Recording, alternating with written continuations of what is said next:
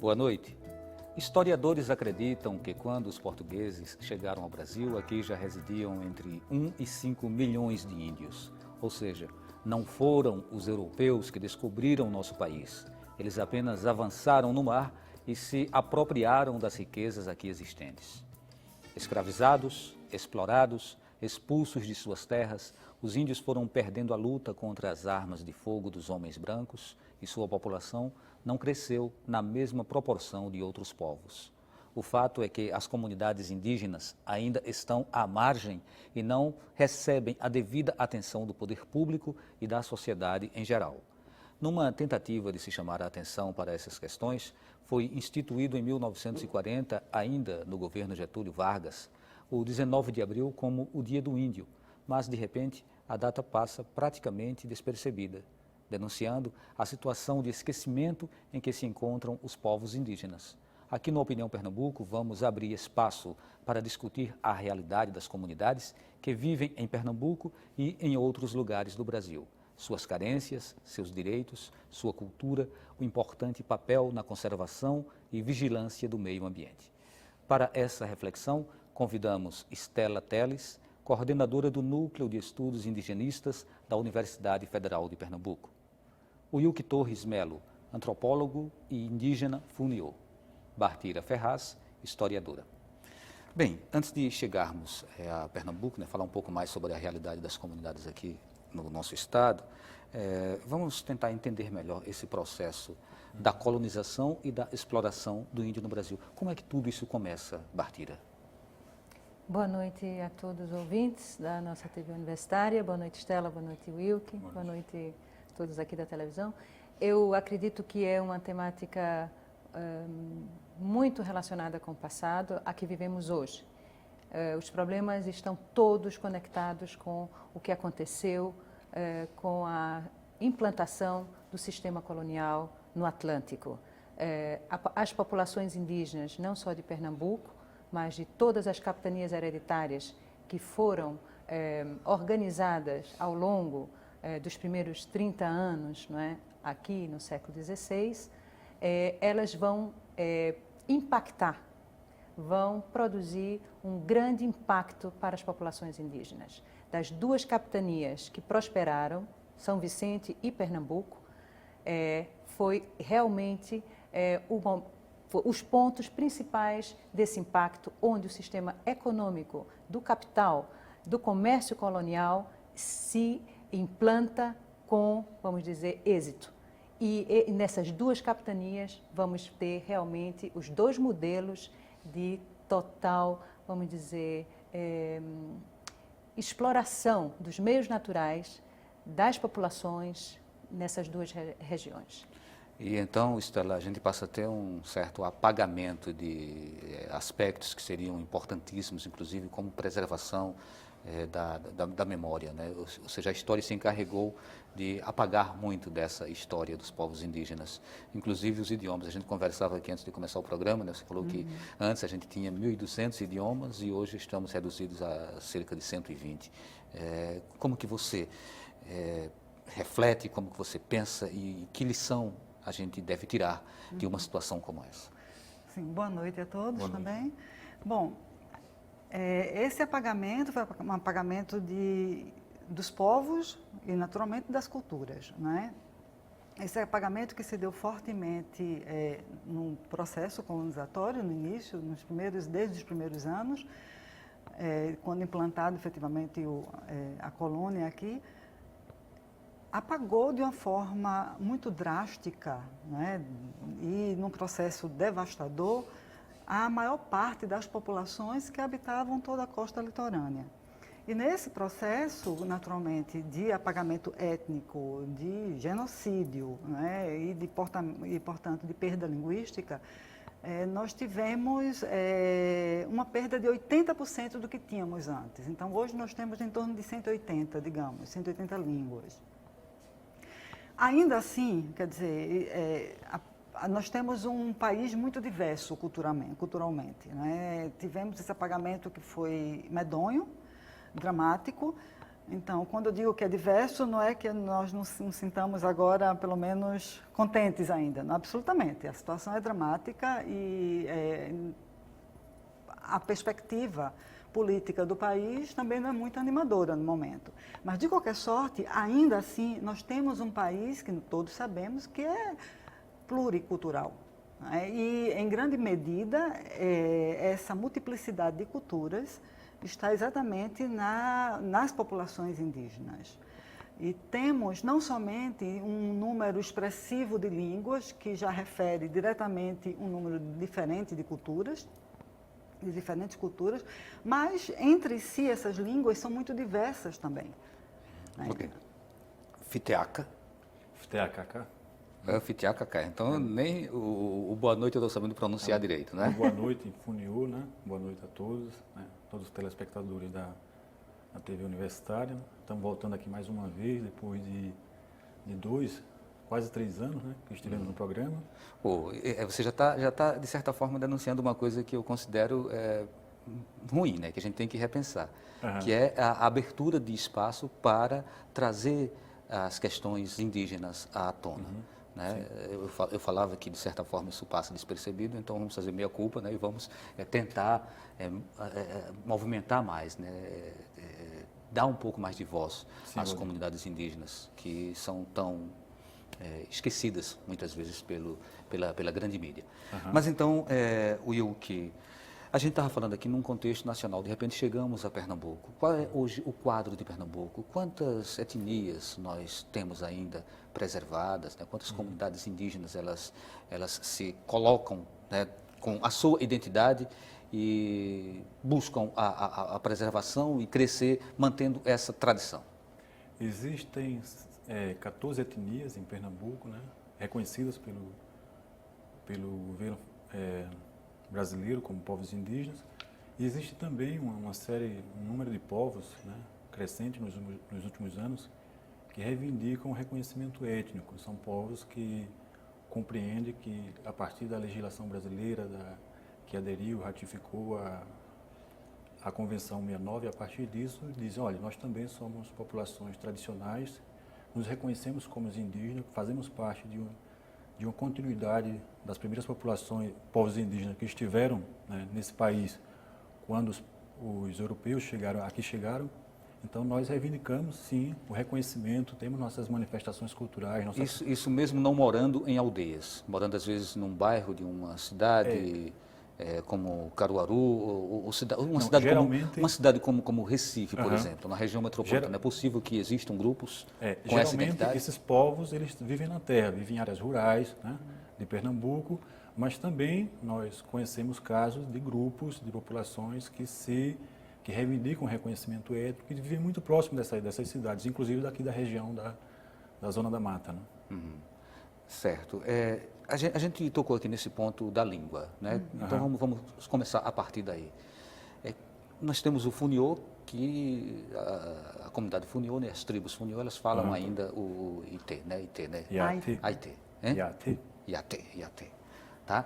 Então, essa é uma língua que, de certa forma, se preserva, mas é muito pouco se você for comparar com esse grupo que você falou de quase 14 comunidades. Sim. E só uma que ainda preserva esse seu idioma. Como você vê isso? Isso é temerário? É possível que daqui a pouco a gente não tenha nenhum?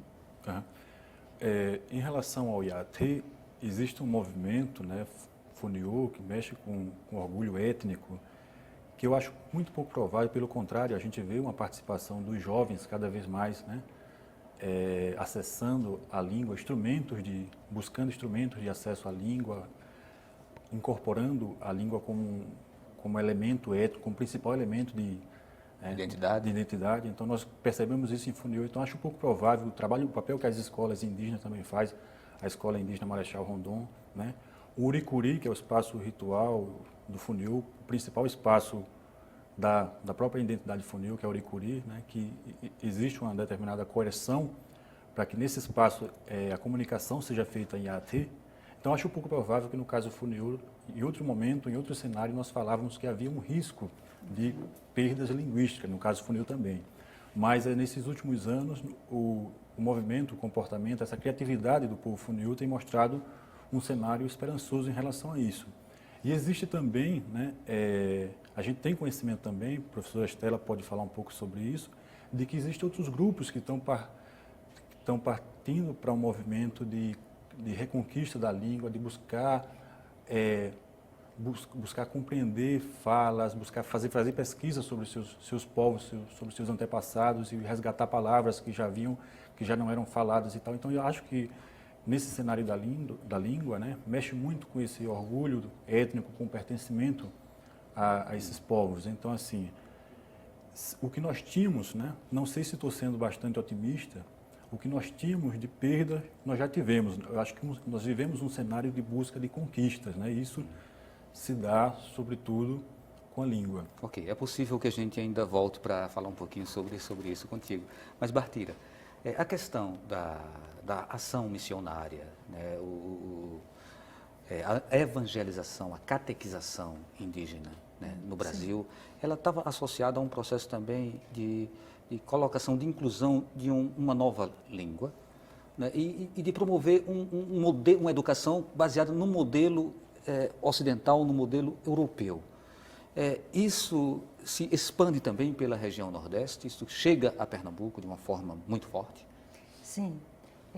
A catequização, a todas as missões religiosas, as ordens religiosas que foram implantadas durante o período colonial aqui no Nordeste, elas tiveram essa função, a função de, como eles chamavam, civilização, né, das etnias indígenas e, de uma certa maneira, de uma uniformização. Elas passariam a falar, era o português, né, como língua oficial, né, do mundo colonial português aqui na América.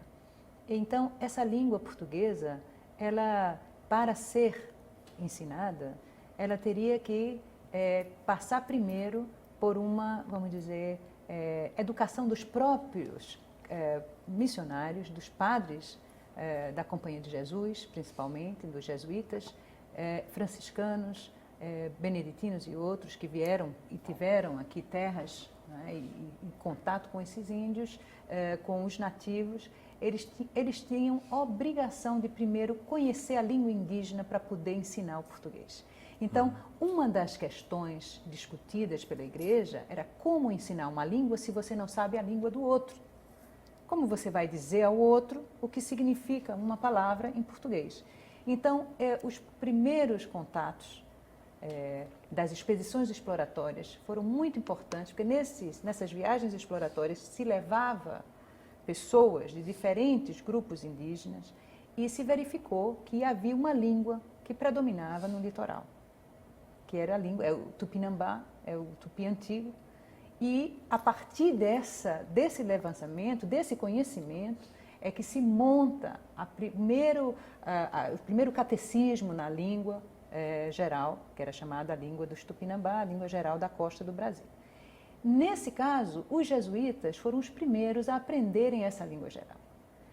Claro, não era uma língua dominada naquele momento, era uma língua que se podia, não é? A partir do que se podia, de um vocabulário muito reduzido, mas mais básico, passar a se comunicar e a ensinar o português.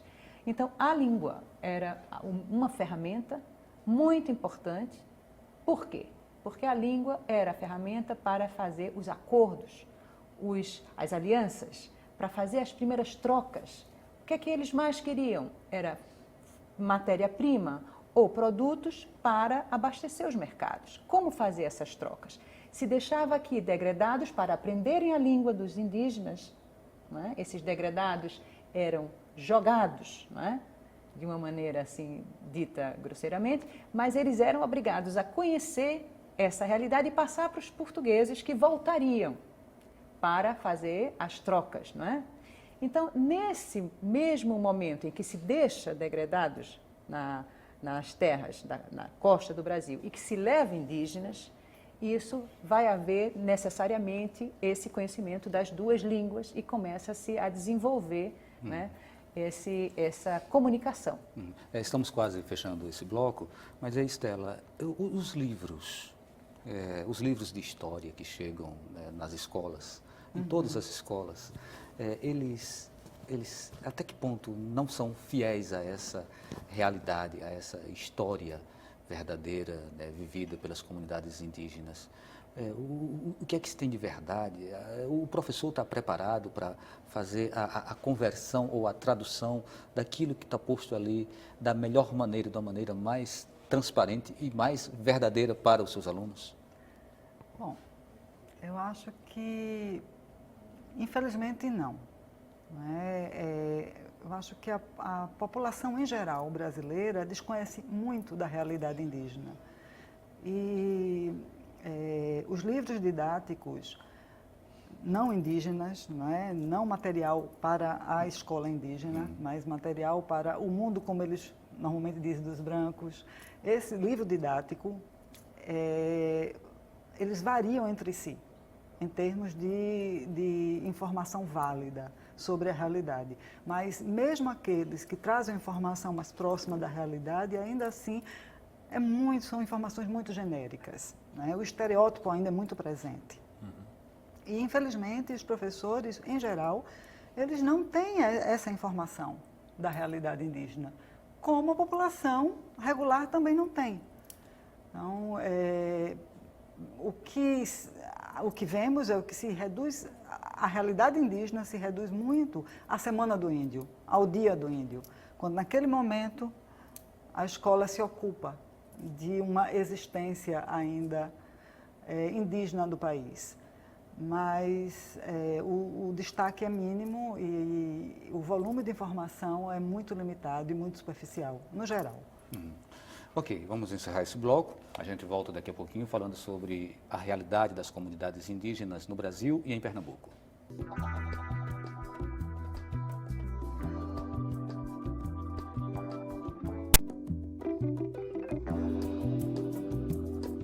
O Opinião Pernambuco está de volta e o tema de hoje é comunidades indígenas. Participam Estela Teles, coordenadora do Núcleo de Estudos Indigenistas da Universidade Federal de Pernambuco. Wilk Torres Melo, antropólogo e indígena dos povos Funiô. Bartira Ferraz, historiadora. Bem, a gente sabe que quando os portugueses chegaram aqui, não só os portugueses, não, os europeus, né, os espanhóis, enfim, 100% das terras elas eram indígenas. E hoje a gente tem uma redução, né, não temos inclusive aqui hoje um percentual, mas todo mundo sabe que hoje a grande maioria das terras estão nas mãos de latifundiários, né, na exploração especulativa das imobiliárias, enfim. Esse espaço do índio foi diminuindo consideravelmente. E aí, no Congresso tramita a PEC 215, que pode causar uma redução também substancial nas terras que foram demarcadas para os índios. E aí o conflito está instalado.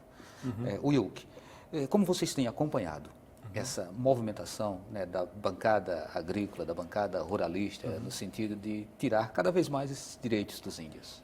O movimento indígena brasileiro, né, apesar de hoje ele ser muito atuante, né, articulado, né, entre diferentes regiões do país, né, vê com preocupação o encaminhamento dessa PEC, com muita preocupação, né. Como você mesmo sinalizou, o Congresso é muito conservador. Hoje nós temos o Congresso, a bancada ruralista, a bancada que demonstra diferentes interesses contrário aos povos indígenas. Então, assim, mas ao mesmo tempo que existe essa agressão da bancada ruralista do Congresso, ao mesmo tempo que acontece isso, né, nós, as populações indígenas, as lideranças indígenas, se mobilizam todo o tempo para poder, né, reagir. O movimento indígena brasileiro hoje, né, está preparado para reagir a essa ofensiva do movimento ruralista, né? Mas então, talvez os povos indígenas não possam estar sozinhos nessa luta, né, e precisam de mais apoio da sociedade. Esse apoio está chegando? Já está chegando, nós não estamos sozinhos, temos apoio das universidades, das organizações não governamentais, de setores da sociedade civil que se sensibilizam e se mobilizam. A própria classe política também tem que entrar nesse apoio, né? Tem uma parte considerável da classe política, né, que também apoia esse movimento, mas assim, ao mesmo tempo, como eu dizia antes, que existe esse movimento que é uma agressão aos direitos indígenas, né, Ao mesmo tempo que acontece isso, também nós percebemos que existe uma capacidade de mobilização, de luta muito grande dos povos indígenas. Então, isso é uma das coisas que nos dá esperança para poder combater esse projeto dessa PEC 215. Bartira, como você acompanha essa questão da demarcação? Qual é o espaço real que deveria ser considerado como o espaço de terra dos indígenas aqui no Brasil? Eu acho que a sua pergunta é muito importante no sentido de que a terra e o índio, o nativo, não é, estão relacionados a uma questão do meio ambiente. Hoje não se pode falar de meio ambiente sem falar do homem que ocupa esse meio. Se a gente imagina uma PEC que vá ser a destruição do que existe hoje em termos de terras que não estão voltadas para a exploração do capitalismo, não é? Para uma economia de extração, não é? Das riquezas naturais, que destroem, que a gente vem sofrendo uma destruição da natureza. Exploração não sustentável. E uma exploração, portanto, não sustentável, como você está falando, isso levaria, não é, a uma, por parte da sociedade, a uma discussão muito, muito profunda, porque as populações indígenas, elas podem ser e devem ser, não é, um veículo, um entendimento. A população do mundo branco ou do mundo, não é, da sociedade brasileira tem que entender que essas populações, elas podem trabalhar nesse sentido de uma economia sustentável nessas áreas. É importante acompanhar agora as últimas demarcações. A do dia 20 agora de abril, demarcação de uma área muito importante no Mato Grosso, em um município onde existe um índice altíssimo, talvez o maior índice de violência no Brasil em relação à grilagem de terra indígena, a mortes indígenas por suicídio, por violência, etc. E é um grupo tupi que foi considerado um grupo que não tinha ainda contato com o mundo, não é? Com a sociedade brasileira. Eles vivem absolutamente sem utilizar nenhuma ferramenta desse mundo, não é? Contemporâneo. O que significa dizer que eles podem, e essa área pode ser protegida, e eles podem ser um veículo de proteção, não é? De equilíbrio também nessa região do Mato Grosso, no sentido de ser um primeiro exemplo, não é? De uma comunidade que está no foco da violência, rural, né, do Brasil, quer dizer, num ponto muito importante do Mato Grosso, em que toda a economia que está voltada para a agroindústria, né, uma economia do agronegócio, que teve um freio agora no dia 20 com esse decreto. São 411 mil hectares e isso é uma área muito significativa para uma população de poucos mil, não é, nativos. Estela, há um certo filtro por parte da imprensa nacional, de um modo geral, assim como esse filtro acontece nos livros didáticos, na mídia também, em relação à propagação e a colocar a população inteirada nessas questões, porque a população inteirada ela pode ser também um agente, ela pode contribuir, ela pode se aproximar mais de uma determinada causa, né, aí no caso mais específico a causa dos indígenas. Você vê dessa forma? Sem dúvida que há um filtro enorme. Essa discussão, especialmente sobre a PEC, né, 215, a gente não tem, não há informação sobre ela. Não chega, não né? chega, Não é notícia que importe, não é notícia que importe, de acordo com quem está lá filtrando, exatamente, pautando seus noticiários. E ela pode representar um retrocesso enorme. É muito animador a gente ouvir dele essa perspectiva de que, bom, os povos estão articulados e que eles não estão desanimados. Essa capacidade de reação. Essa capacidade de reação é muito importante, né?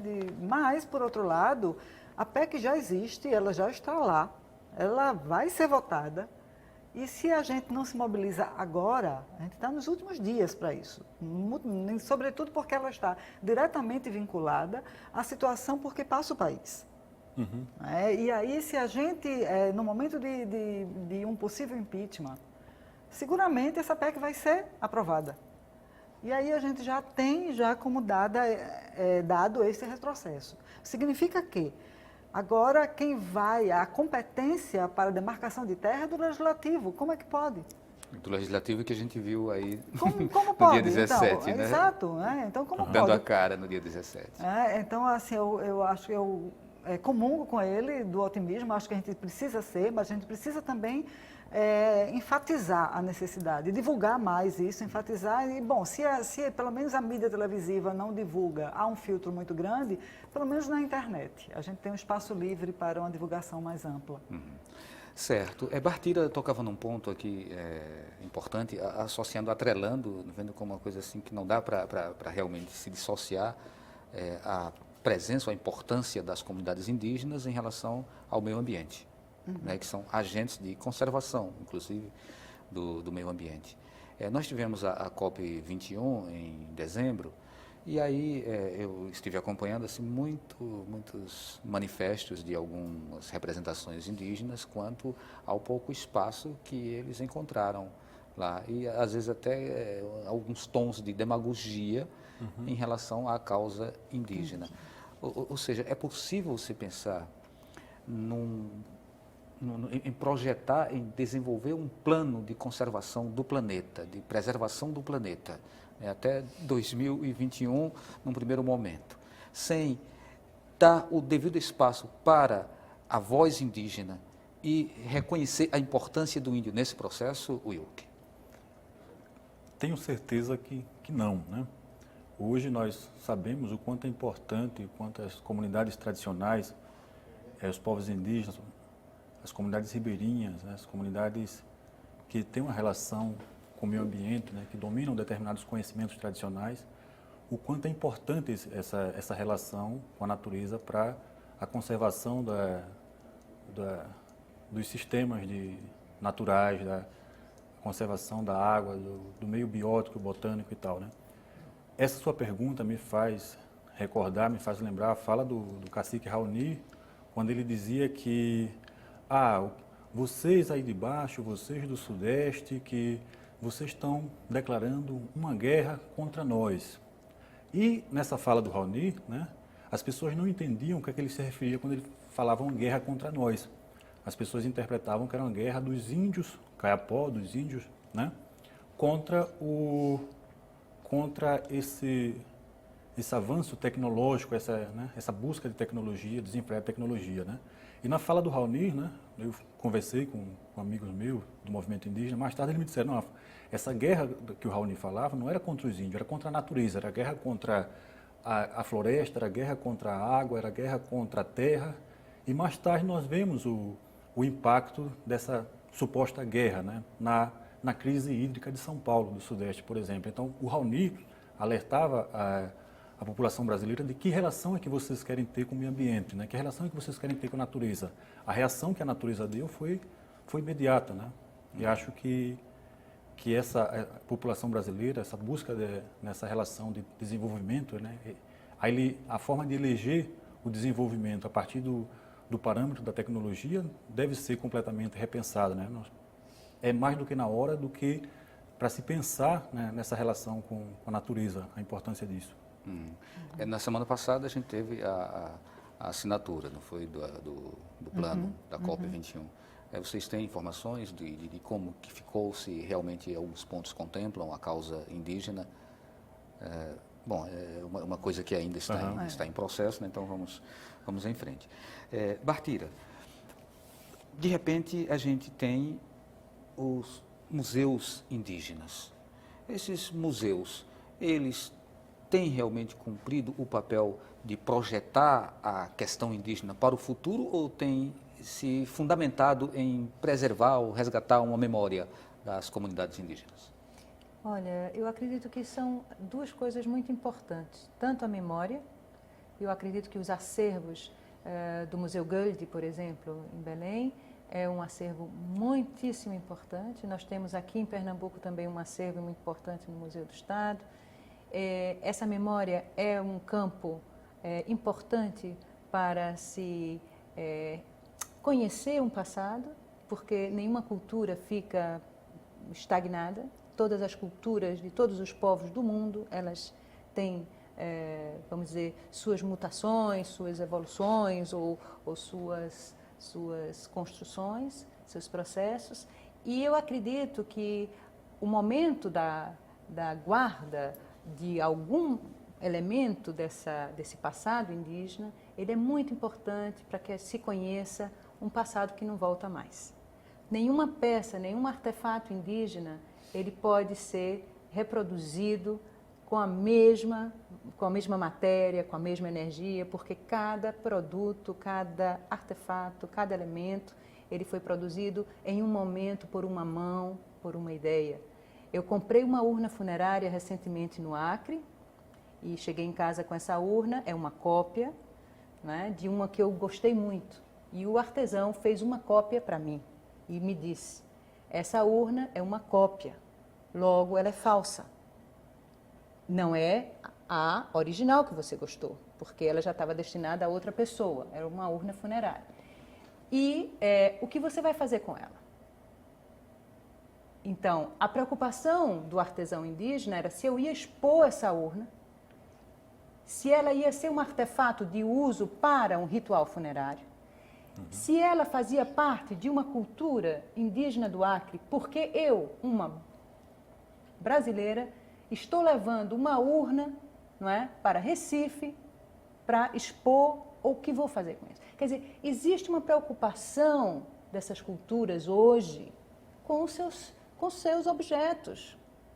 É aquilo que a gente conversava com o Wilke. Até a fala, às vezes eles não querem te falar a própria língua como uma forma de preservar, porque no momento em que você fala errado a língua deles, com a sua pronúncia, não é a língua deles, é a sua forma de interpretar. Não é? Então, eu acredito que os museus, voltando para a sua pergunta, eu acredito que os museus, eles são depósitos, não é? Nesse momento, depósitos de uma memória, mas eles podem abrir espaços para uma discussão contemporânea do respeito à cultura, às culturas indígenas. Eu acho que mais que tratar sobre exposições e tal, é o respeito, a educação em relação ao respeito ao outro. Durante muito tempo se perdeu muito do que poderiam ser bons registros, porque estava no viés da oralidade. Né? A tradição oral sempre foi muito rica nas comunidades tradicionais e, no entanto, não se dispunha antes de tecnologias que permitissem o registro dessa cultura oral. Hoje a gente já dispõe de uma série de instrumentos, né, de ferramentas, né, de plataformas, como a própria internet, para a preservação dessa memória, para o registro e para a projeção lá no futuro do que tenha sido realmente esse momento. E aí, Estela, entra mais uma vez a língua, né, ela se beneficia muito com essas novas tecnologias. Sem dúvida, sem dúvida. Sem dúvida que o registro sonoro, ele só muito mais recentemente é que ele foi possível, né, de uma forma mais efetiva. E hoje, a gente não sabe nada daquelas 80% de línguas que perdemos, né, daquelas tantas línguas, exatamente porque não havia possibilidade de registro sonoro. Né. O museu entra agora nesse momento. O museu, sem dúvida, há uma articulação e eu acho que há um momento muito propício, um momento, eu acho que é mundial, muito propício, nesse entendimento, né, da necessidade de registro, porque a gente tem muitas minorias, não só de cultura, mas de línguas também, e em processo de extinção. Então, repositórios linguísticos também internacionais, vinculados ao que o Brasil também participa deles, e também iniciativas nacionais, como o Museu Nacional no Rio de Janeiro, se voltam para, digamos, um trabalho que seja mais proativo com relação não somente à guarda de uma memória, mas para a dinâmica, porque essa memória, ela não é morta, é uma memória viva. E ela se reconstrói, porque cada pessoa que se depara com com um acervo, tem uma experiência diferente, tem uma leitura diferente. E isso já é um resultante diferente para o futuro dessa própria memória.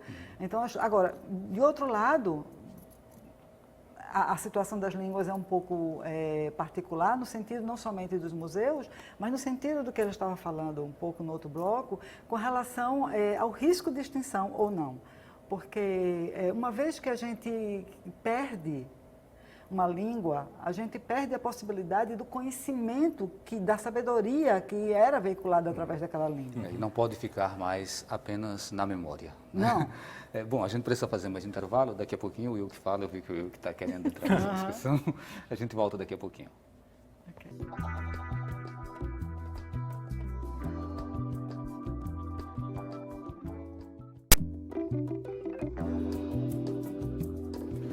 O Opinião Pernambuco está voltando e o tema de hoje é comunidades indígenas. Participam Estela Teles, coordenadora do Núcleo de Estudos Indigenistas da Universidade Federal de Pernambuco.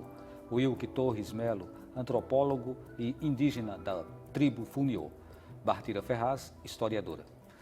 Bem, a gente estava falando no bloco anterior sobre a questão dos museus, sobre os processos, sobre o que é memória, né, e o que é expectativa de futuro. E aí eu trago um outro componente que, de certa forma, até a Estela já um pouco pontuou, que é assumir o protagonismo na construção dessa história. Lá na frente, é possível que a gente tenha um registro sonoro, um registro audiovisual, produzido a partir do olhar das próprias comunidades, por conta exatamente do avanço que a gente teve na área da tecnologia. E você também, antes de começar o programa, Wilke, já falava que na tribo Funiô, não sei se pode ser uma tribo, se seria um povo, né, dos povos Funiô, existe uma rádio comunitária que, inclusive, tem uma programação já em IAT, né? Como é isso? Pois é.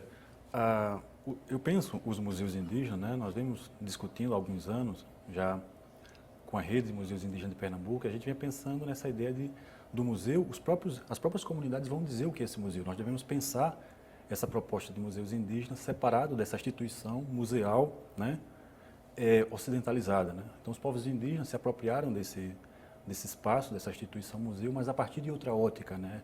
A partir de uma lógica de gestão de processos de memória, de gestão de sobre sistemas de conhecimentos. Então, a gente percebe isso com os povos indígenas. Então, as experiências de museu, elas são muito dinâmicas. Nós vamos até as comunidades, né? Aonde percorremos, percebemos muitas inovações, muitas criatividades, muitas formas particulares das pessoas gerenciarem suas memórias, né?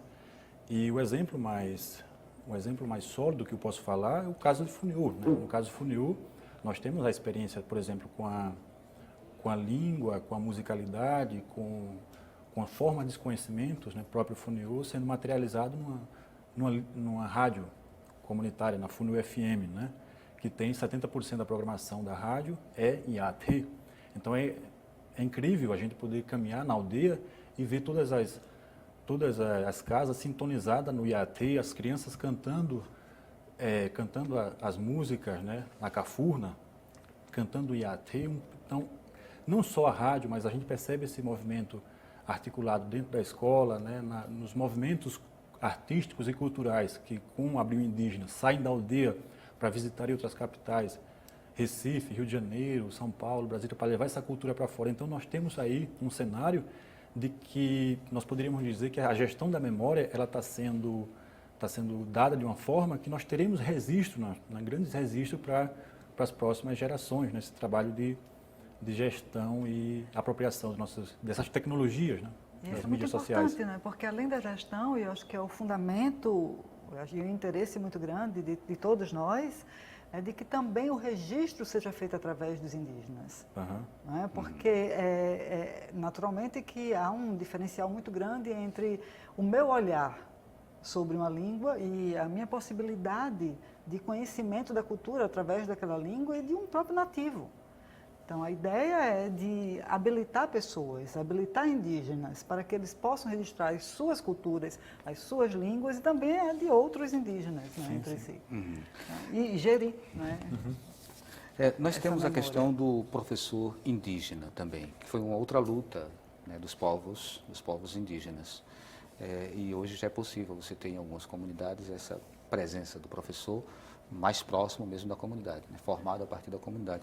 Eu sei que você, Estela, é a especialista na parte de linguística, mas daqui a pouquinho a gente volta, porque Bartira ficou um pouco sem falar. Eu queria que você falasse um pouquinho, Bartira, sobre qual é a sua opinião sobre isso, tá? Ainda que não seja uma opinião mais técnica, mas qual é a sua opinião sobre isso, né, desse fortalecimento da questão da educação a partir do momento em que o professor que chega para dar aula numa sala de aula, ele é muito íntimo, ele conhece todos os símbolos, todos os elementos de convivência, de vivência daquela comunidade. Olha, eu acho que é bem bacana o que o Wilke falou, e a Estela também, para tocar nesse ponto sobre a escola, porque o museu, a escola, são equipamentos ocidentais, não é? Da sociedade europeia que foram implantados aqui.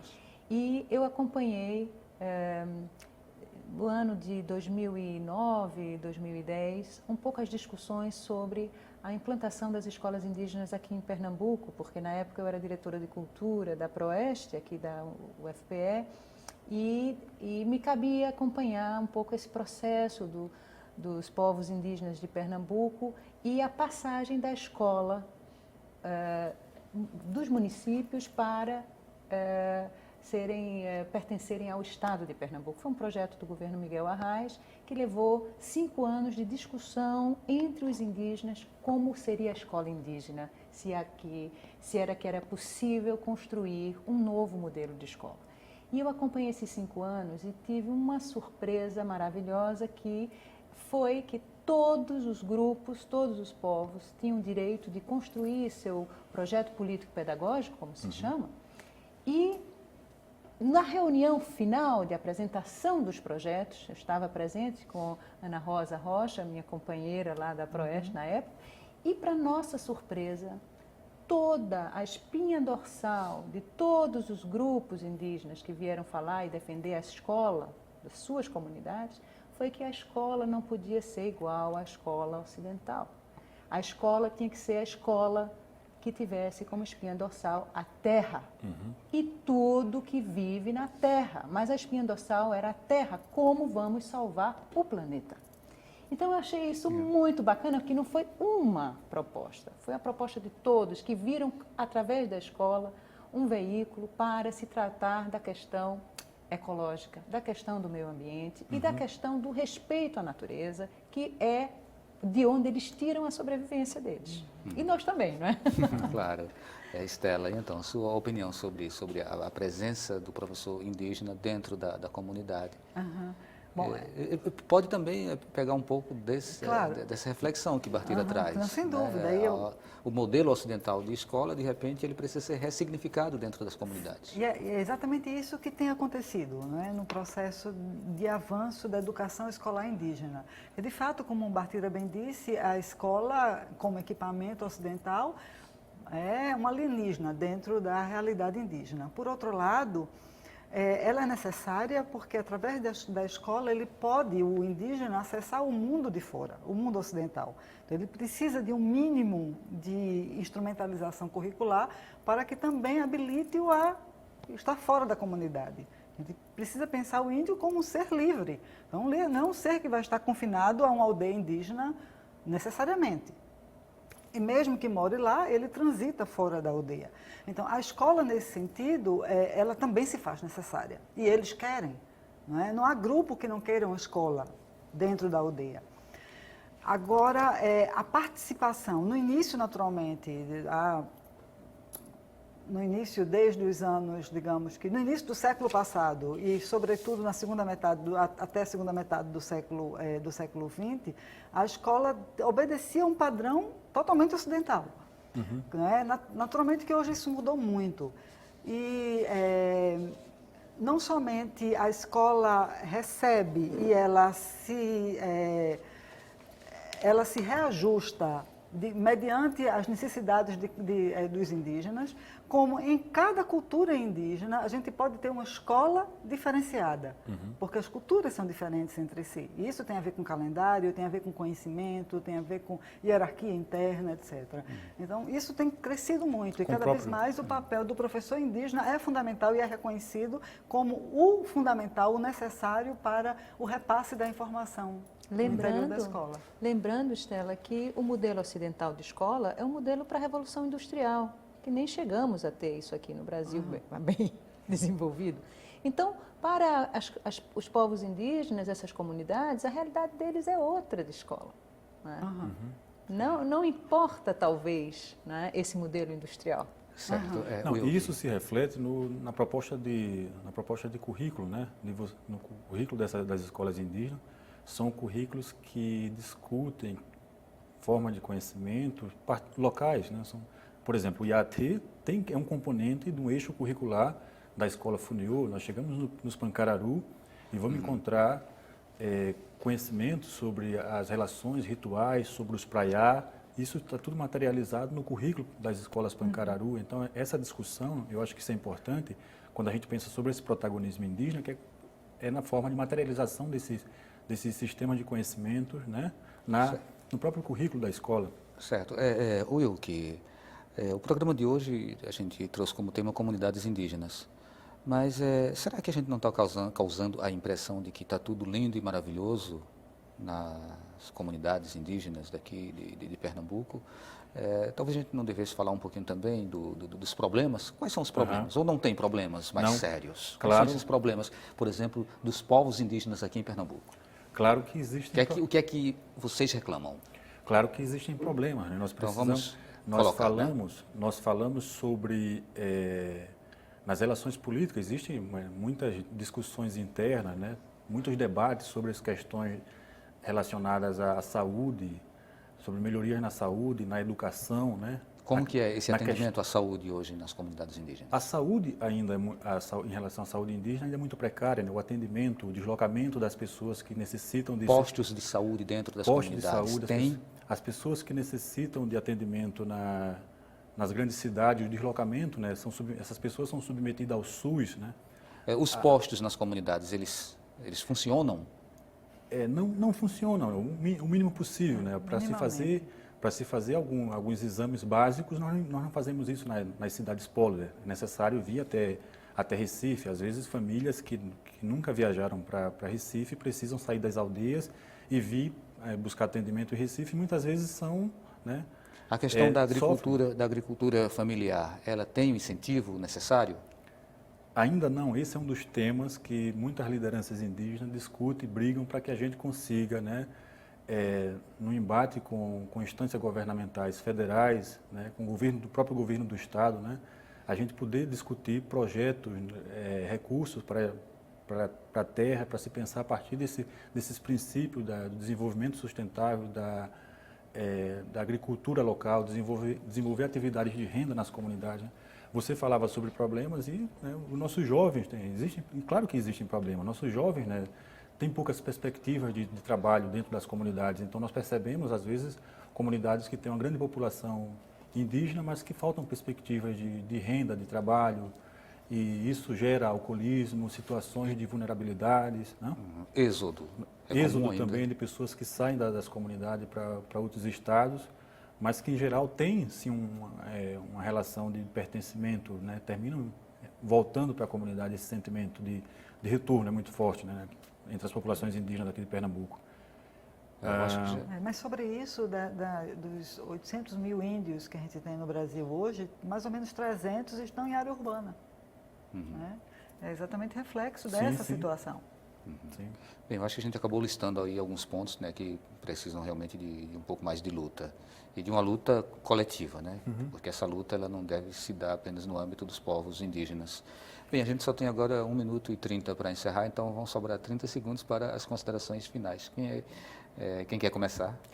Pois já que eu estou falando, né, quando nós falamos de otimismo, Valdir, a gente fala na capacidade de luta e de mobilização, né, dos povos indígenas. Hoje eu percebo que que nós não internalizamos mais esse discurso vitimizador, né? Nós temos força e temos garra, vontade de enfrentar essas adversidades, seja de sair das aldeias para estudar nas grandes cidades. Nós percebemos que muitos jovens indígenas estão saindo das aldeias, estão cursando medicina, direito, voltando para as comunidades, para os povos empoderados e discutindo essas políticas, né? Servindo como lideranças indígenas, apoiando nossas lideranças indígenas. Nós percebemos esse movimento, né? Isso nos dá ânimo, nos dá esperança para que a gente possa fortalecer a luta dos povos indígenas. Ok, muito obrigado, Wilke. Estela. Obrigada. Estela, suas considerações finais. Então, eu tinha pensado que já estava na dele. Bom, eu acho que eu vou seguir a perspectiva dessa necessidade de empoderamento, não é? Do nosso lado, então, desse reconhecimento e da nossa adesão. A gente precisa entender que a luta também é nossa. Né? Nós não estamos lutando por eles, estamos lutando com eles, porque somos todos brasileiros. Né? E somos todos... de um mesmo planeta, de um do mesmo ecossistema. E do que você falou, do que se é possível pensar um plano para o mundo, no meio ambiente, excluindo o índio, não é possível pensar excluindo ninguém. Ok. Né? Bartira.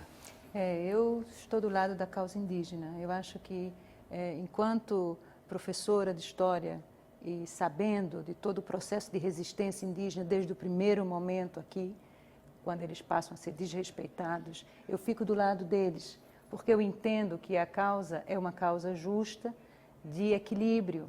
Não se pede mais que um equilíbrio e o respeito às populações e às suas culturas. E eu queria deixar como mensagem final para os alunos que estão ouvindo, que o Wilke e Estela também têm um grande debate ainda pela frente. Eu quero dizer que todos têm que fazer esse debate. Ok, tá. Muito obrigado a todos e a você também, todos e todas. A vocês que nos acompanharam. A Opinião Pernambuco de hoje fica por aqui. Até o próximo programa.